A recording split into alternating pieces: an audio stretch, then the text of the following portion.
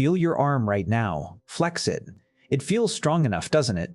But a chimpanzee your size would snap that arm like a dry twig without breaking a sweat. And it's not just chimps. Gorillas, bears, even some dogs could physically destroy you without much effort. You, the most successful species on Earth, are shockingly, almost embarrassingly, weak. So why did evolution do this to you? The answer has been hiding inside your skull the whole time. And once you understand it, you'll never see your own body the same way again. Humans are surprisingly weak. Let's be honest about just how physically outmatched we are.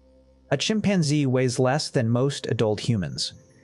But researchers have measured chimp strength in controlled pulling tests, and the average chimp pulls roughly twice the weight a trained human can manage. Pound for pound, that's not a small gap. That's a completely different category of physical power. And it's not just primates. A house cat is faster than most humans in short bursts. A golden eagle has a grip strong enough to crush bone. A grizzly bear can flip a boulder that would take 10 men to move. Even livestock, like horses and oxen, have muscle structures built for sustained, powerful work that human muscles simply can't match. We didn't get here by accident. Evolution is ruthless and precise. Every feature of your body exists because it helped your ancestors survive long enough to have children. So if humans ended up this physically weak, there had to be an extremely good reason. Something had to be worth the trade. The brain that broke the budget. Your brain is the most expensive organ in your body, and that's not a figure of speech. It's a literal biological fact. The human brain makes up only about 2% of your total body weight. But it consumes roughly 20% of all the energy your body produces every single day. Just sitting still, doing nothing but thinking and breathing, your brain is burning through calories at a rate that would exhaust most other organs entirely. For comparison, a chimpanzee's brain uses far less of its body's total energy budget.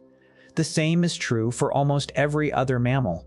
Their brains are proportionally smaller and far cheaper to run. That leaves more energy available for building and maintaining massive, dense muscle tissue. Here's the brutal math your body has to solve every day. Energy is finite. Food was scarce for almost all of human prehistory. Your body cannot run a huge brain and enormous muscles at the same time without a constant, extraordinary supply of calories. Something had to give. And over millions of years of evolution, the human body made a very specific choice. It chose the brain. What muscles actually cost human muscles are different from chimp muscles in ways that go deeper than just size. Researchers studying muscle fiber composition found that human muscles have a higher proportion of slow-twitch fibers. These are fibers built for endurance, for sustained low-level activity, not for explosive power. Chimpanzee muscles are packed with fast-twitch fibers. These are the fibers that produce raw, sudden, devastating force.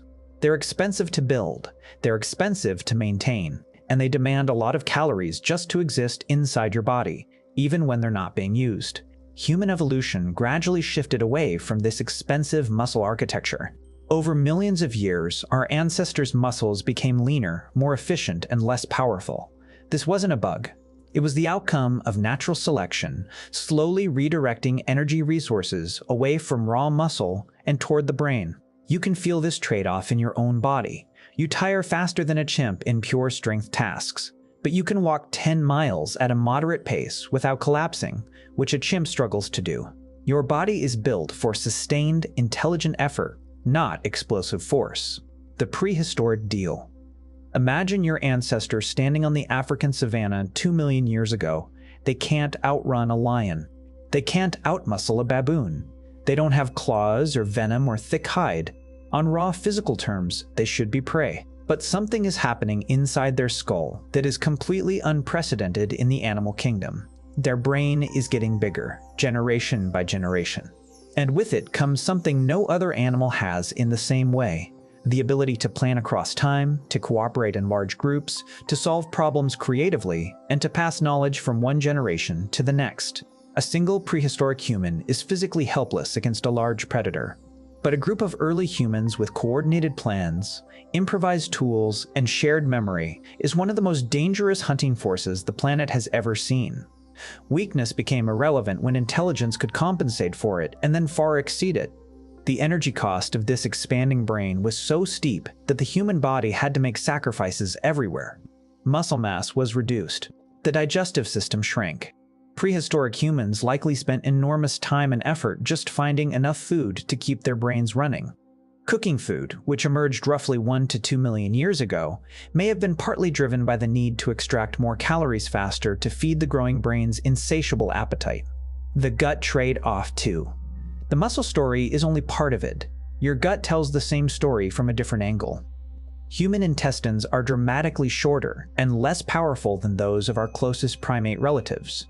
Gorillas and chimps have massive, long digestive tracts built to process raw, fibrous plant matter all day long. That takes a lot of energy too. Gorillas spend up to 8 hours a day just eating and digesting. As human brains grew, human guts shrank. Researchers believe the two are directly connected. Energy that once ran a massive digestive system got redirected toward the brain instead.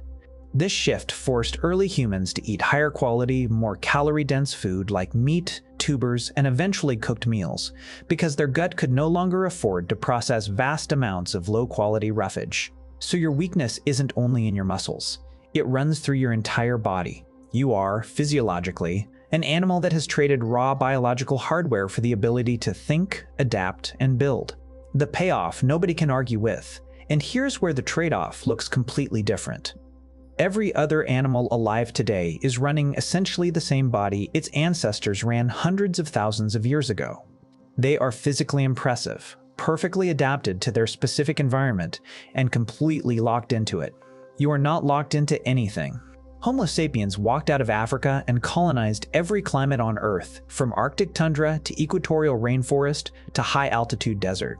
We did it without evolving new physical features for each environment. We just thought our way through it.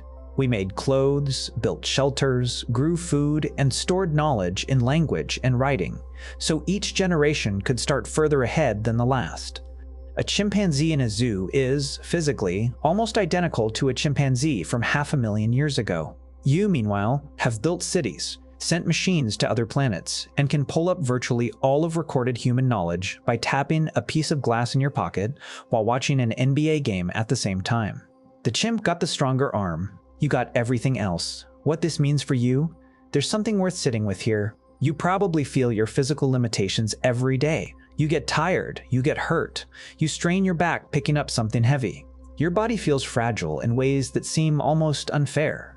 But your body is not a failed attempt at strength. It's the result of one of the most successful long-term bets in the history of life on Earth.